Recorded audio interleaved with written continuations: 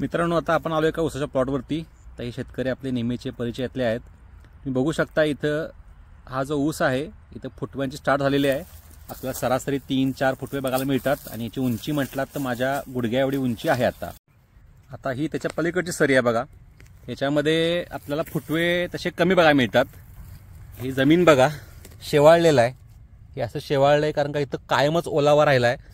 मित्रांनो, हे बघा इथं या सरीमध्ये आंतरपीक आहे. हे आंतरपीक किती उंच आले बघा तुम्ही आपल्या मुख्य पिकाच्या तुलनेत. त्यामुळं अशा प्रकारे तुमचं जर आंतरपीकच जास्त मोठं झालं तर अन्नाचं वाटप होतं आणि मुख्य पीक आपलं मागच राहतं बघा.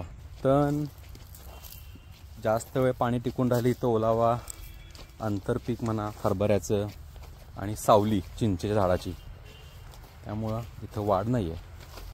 तर म्हणजे अशा प्रकारे आपण बघितलं की ज्या सरीमध्ये अतिरिक्त पाणी दिलं नव्हतं, गरजेनुसार पाणी दिले म्हणता येईल, त्या ठिकाणी जिथं ज्या ठिकाणी आंतरपीक नव्हतं घेतलेलं त्या ठिकाणी फुटवा चांगला आहे, उंची चांगली आहे पिकाची.